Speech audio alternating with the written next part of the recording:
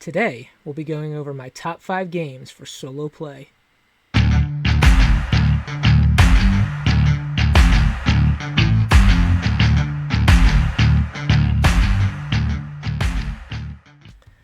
Hi, it's Jonathan from Two Raven Studios. So in these times we find ourselves in, one of the things that falls by the wayside is our gaming, amongst other things. A lot of us don't have an opponent to play against, so what I'm going to give you today is my top 5 games that I like to play when I don't have an opponent to play against.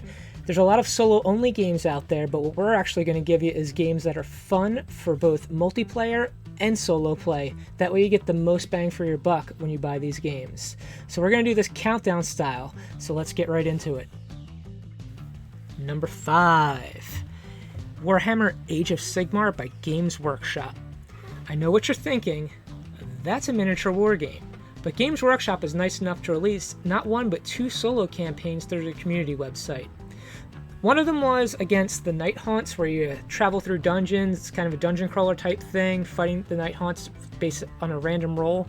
I didn't really care for this one, it was a little too easy for me. The other was against some trolls. You fight against the Troll King. It's 3 battles, culminating in a battle against the Troll King, which is a lot of fun. That last battle, if you get unlucky, you have a bunch of trolls breathing down your neck, and it's a problem. So I did the troll campaign with my Tzeentch army and had a lot of fun with it. I want to try it again with a different army. If you don't have troll miniatures though, you can substitute any miniatures on the same side base, or you could just print out some base sizes and some standees and use that. But if you go to the Warhammer community page, you can get these campaigns. They're a lot of fun. The reason this is number 5 on my list is if you're not into Age of Sigmar, you're probably not going to buy it just to have a solo play game. But if you have Age of Sigmar, I highly recommend trying out that troll campaign. It's a lot of fun.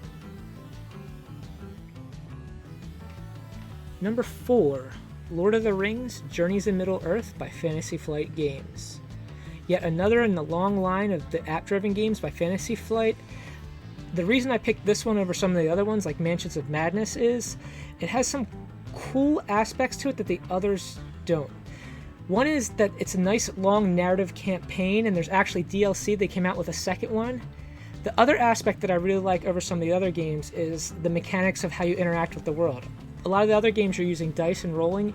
This game, there's actually a deck building aspect.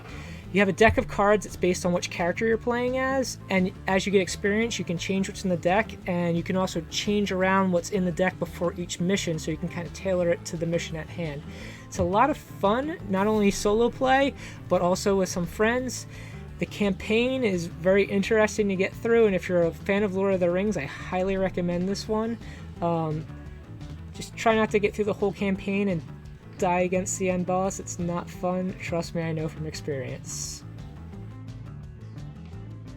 At number 3, we have another Fantasy Flight game. This time, Star Wars Outer Rim. This is a really fun game. You're basically either a scoundrel or a bounty hunter trying to become the most famous in the galaxy. You can either be someone like Han Solo or Lando, being a smuggler trying to smuggle goods around. You could be a bounty hunter like Boba Fett, or my personal favorite character to play as, IG-88, collecting bounties. Or you can play as Dr. Aphra or Jyn Erso and complete different jobs. One of the great things about this game is that it's fun no matter how many people are playing. You can play it solo, you can play it with 2, 3, or 4 characters. It works great anyway.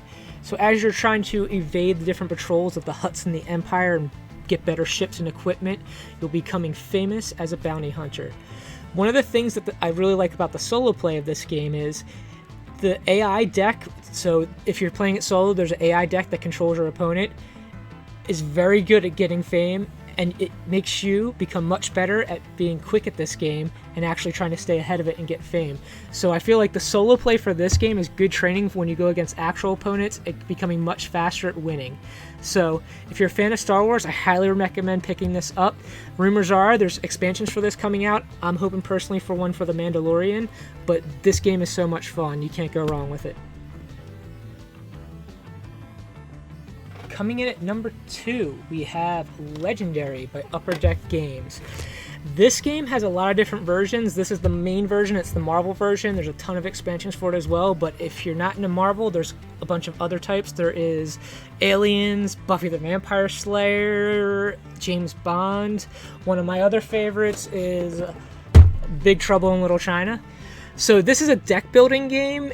You start out against a mastermind. So in the Marvel version, you're playing against someone's like Red Skull, Loki, Magneto. So you have your mastermind you're trying to defeat. You also get a scheme, which is something that makes it more difficult to defeat the mastermind. Bunch of henchmen villains, and then you have your heroes that you pick. You're trying to use your heroes to defeat the villain while not letting the scheme happen. Defeating the mastermind wins the game. The scheme gives you kind of the lose conditions of the game. This one gives you people like Lopan and that sort of stuff. Again, this is like Magneto and that sort of thing. There's a lot of expansions, so if you have a favorite character, there's probably one that has the expansion in it. I have way too many for this game. I just actually built a custom carrying case for it that weighs 40 pounds because I have so many cards. But you start out with a deck of shield agents, and as you go through the game, you start upgrading your cards. It's, like I said, it's a deck builder. You're upgrading the deck to get heroes. You can get Captain America, Thor, Iron Man, Wolverine, Spider-Man. Anyone you can think of is probably in this game. The one thing I would recommend, though, solo play for this game. It has separate rules for it. They're okay, but I find a better solo play experience is actually just acting like there's two players and dealing yourself kind of two starting hands and having a left player and a right player and just playing through that way like you're playing a two-player game. But anyway you play this game, it's a lot of fun. I've spent more time playing this game over the past few weeks than any other game. If you like the game and want to expand out, there's a ton of expansion options for the Marvel game. I know the Alien one has some expansions too. Some of the other ones, just like the Big Trouble in Little China, there's just the one set, but it's a lot of fun in and of itself. And you can technically combine this with this if you wanted to. So if you're getting into the game and you have a lot of expansions, one thing I would totally recommend is search your app store. On Android, there's one, it's called Random Deck Generator for Marvel Legendary, which is a very creative name. But it gives you random heroes and a random villain to fight against, and it puts some synergies into whatever it puts together. So you have a fun time playing the game and it runs smoothly. By doing that, you can learn a lot of new characters that are fun to play as, and I've had a lot of fun with it.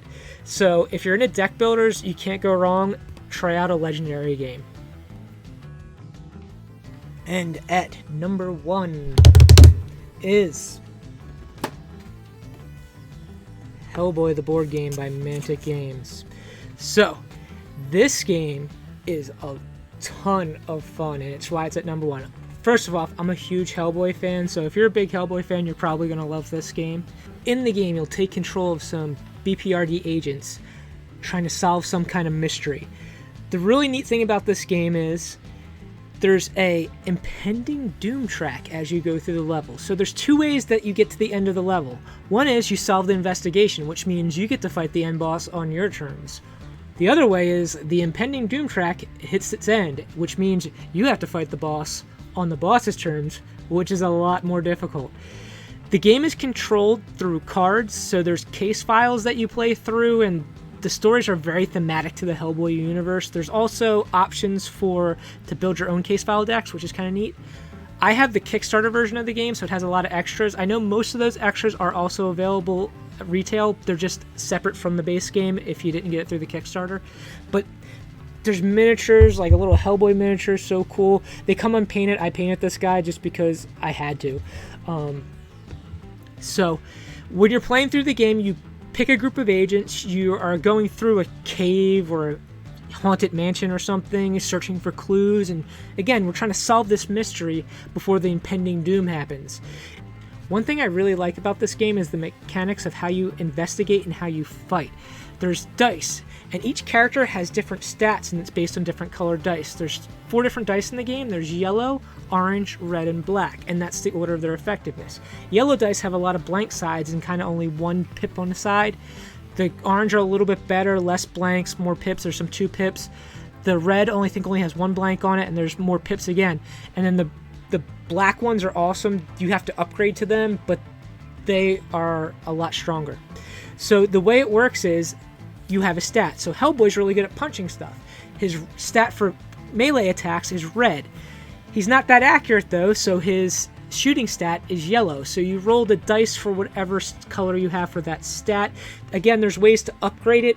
There's ways that your villains can downgrade it to make it harder for you. You can get downgraded through injuries. I think it's just a really neat way to interact with the game environment through different types of dice like that.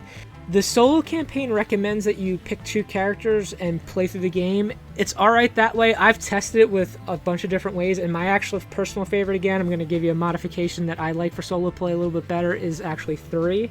The personal team I use is Hellboy himself, Liz Sherman, and Roger. Roger's not in the base game, he's an expansion character, but with that team I've been able to blow through some of the cases pretty quickly, and it's a lot of fun. So there's expansions, there's the base game. Hellboy, if you're into that kind of dungeon crawler, explore type deal with, again, if you're into Hellboy, there's no reason not to pick this game up. It's awesome. It's my #1 game for playing solo. So that was it, my top 5 games for solo play. Before I end out, I want to give a little bit of a PSA here. So, some of you might want to pick up some of these games, and you might run to Amazon or something like that. I'm going to ask you to look somewhere else. If you look at the shirt I'm wearing, this is my local game store looking for games. It's outside of Philadelphia in Pennsylvania. You guys all probably have a local game store too. And in these times, no matter what happens after this, Amazon's still going to be around. Your local game store could use the help. So a lot of them I know are doing like local delivery or maybe no contact pickup with that sort of thing. Just check it out and try to get your games through your local game store instead of looking for the big box dealers like that. Because again, in these times, it's the small companies like that could really use your help. So that was my list. What do you guys think? Let me know in the comments below. Also, let me know if there's some games that you like to play solo that I completely left out. I always like learning about new games. Please, if you found this helpful, hit the subscribe button, like the video, and until next time, keep playing games and paint your minis.